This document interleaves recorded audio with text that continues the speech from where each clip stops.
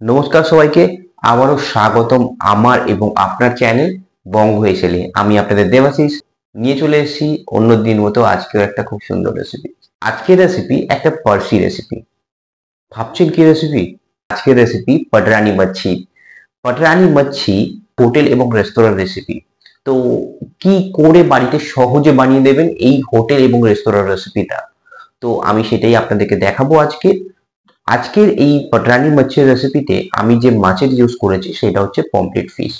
আপনারা চাইলে পমফ্রেট ছাড়াও অন্য ফিশের ইউজ করতে পারেন। চেষ্টা করবেন একটু বোনলেস কোনো বা কাঁটা কম কোনো মাছের ইউজ করা। চলুন তাহলে শুরু করা যাক আজকের রেসিপি পটরানি মাছি।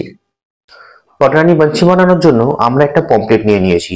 একটা পমফ্রেটের পটরানি মাছি কি করে বানিয়ে নেব সেইটা আজকে আপনাদেরকে দেখাচ্ছি। প্রথমে পমফ্রেটটার মধ্যে কি করব, পমফ্রেটটার মধ্যে আমরা হালকা সল্ট দেব। মাথায় রাখবেন পটরানি মাছির যে চাটনিটা বানাবো তাতেও কিন্তু সল্ট থাকবে, তো সলের মাত্রাটা যেন একটু কম থাকে। আর একটা লেমন ওয়েজেস নিয়ে নিয়েছি, একটুখানি লেমন জুস দিয়ে দেব। দিয়ে মাছটাকে ভালোভাবে দু পিঠে এইভাবে লাগিয়ে একটু রেস্ট দিয়ে দেব। তো এটা রেস্টে থাক, এবারে আমরা ফেরত আসবো পটরানি মাছির চাটনিটার জন্য। পটরানি মাছির জন্য একটা পাত্র নিয়ে নিয়েছি, সেই পাত্রের মধ্যে আমরা একটু নারকেল দিয়ে দেবো আর দেব পুদিনা পাতা। তার সাথে দেব কয়েক কোয়া রসুন, এক টুকরো আদা। যেরকম ঝাল খাবে সেরকম ঝালের জন্য লঙ্কা নিয়ে নেবেন, নেবেন ধনে পাতা, সামান্য জিরে নিয়ে নেব নুন। মাথায় রাখবেন আমরা কিন্তু মাছের মধ্যে নুন এবং লেবু ম্যারিনেশন করেছি, সুতরাং মাথায় রাখবেন যাতে নুন বেশি না হয়ে যায়। দিয়ে দেব লেমন ওয়েজেসের থেকে লেমন জুস।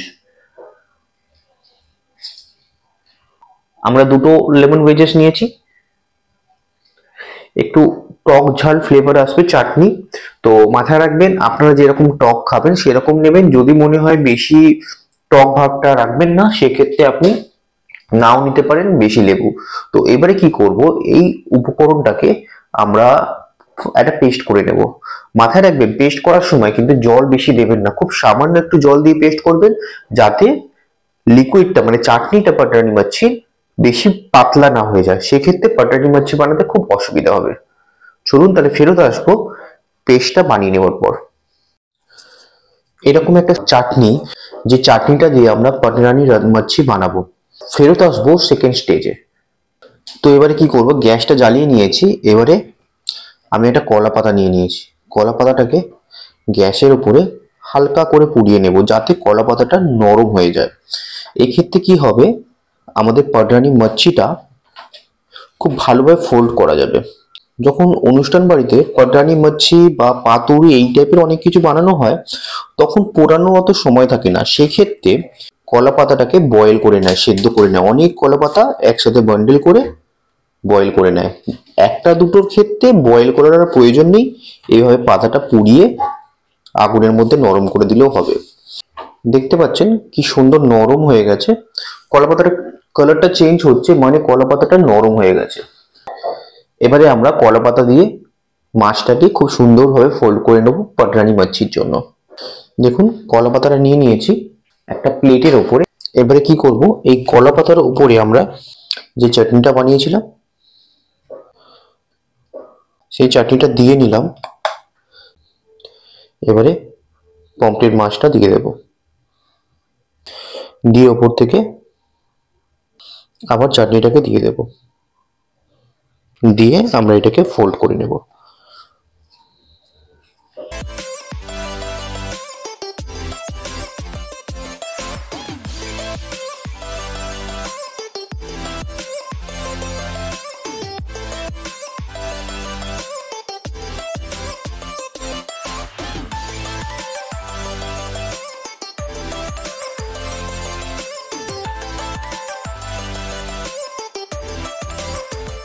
আমাদের পটরানি মাছি ফোল্ড করা হয়ে গেছে। এবারে আমরা কি করব, পটরানি মাছিটাকে স্টিম করে নেব, না তো পটরানি মাছিটাকে আমরা তাওয়ার মধ্যে সেঁকে নেব। যে কোনো একটা করলেই হবে। পাতুরি আমরা যেভাবে বানিয়ে থাকি ঠিক সেরকম ভাবেই বানাবো। আমি পটরানি মাছিটাকে স্টিম করে নিচ্ছি। এবারে আমরা জল বসিয়ে দিয়েছি একটা পাত্রের মধ্যে। যে জলটা ফুটে উঠবে তখন আমরা কি করব, আমি এরকম একটা জালি নিয়ে নিয়েছি, এরকম জালি আপনারা চাইলে যে কোনো স্টিমার নিতে পারেন। এই জালিটা এর মধ্যে বসিয়ে দেব।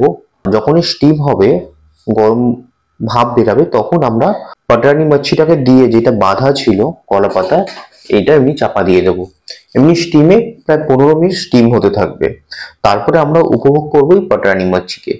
ফেরত আসবে জলটা ফুটে যাওয়ার পরে। জলটা ফুটে গেছে, এবারে দেখুন কতটা ভাপ বেরাচ্ছে। এবারে আমরা কি করব, পাটারানি মাছিটাকে এর মধ্যে দিয়ে দিলাম এবং ঢাকনাটাকে চাপা দিয়ে দিলাম। এইভাবে আমরা প্রায় 15 মিনিট মতো স্টিম দেব। একটা জিনিস মাথায় রাখবেন, আমি যে পাটারানি মাছি চাটনিটা বানিয়েছি ওই সময় আপনারা চাইলে সামান্য চিনিও দিতে পারেন, আমি অ্যাড করিনি। আর এতে বেসিক্যালি সেরকম তেলের ইউজ হয় না। তো এভাবেই আপনি স্টিম দিয়ে পাটারানি মাছি বানিয়ে নিতে পারেন। দেখলেন খুব সিম্পল একটা রেসিপি। এভাবেই 15 মিনিট স্টিম হতে থাকবে। 15 মিনিট পরে আবার আমরা ফেরত আসবো। 15 মিনিট হয়ে গেছে, দেখে নেব কিরকম হয়েছে। এবার কি করব, একটা স্পুন নিয়ে দেখবো মাছটা সিদ্ধ হয়েছে কিনা। হ্যাঁ, সিদ্ধ হয়ে গেছে। এবারে ফেরত আসবো প্লেটিং এ।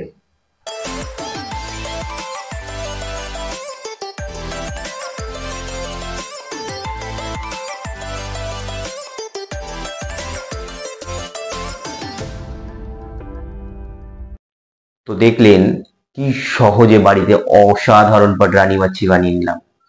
পাতুরি তো অনেক খেয়েছেন, কলা পাতা দিয়ে মাছ মুড়ে পাতুরি, ভাবছেন এর মতো রেসিপি আর নেই। অবশ্যই নেই, কিন্তু অন্য রেসিপি তো ট্রাই করতে হবে। তো এই পাটারানি মাছের রেসিপি অবশ্যই একবার ট্রাই করে নিন বাড়িতে। আর জানাতে ভুলবেন না এই রেসিপি ট্রাই করে টেস্ট করে আপনাদের কেমন লাগলো। নতুন নতুন এরকম ভিডিও আপনাদের জন্য আনতে থাকবো। অবশ্যই জানাবেন কি ধরনের ভিডিও আপনাদের পছন্দ, সেই ভিডিও অবশ্যই আনবো। চলুন তাহলে দেখা হবে পরবর্তী একটা খুব সুন্দর রেসিপিতে। Thank you.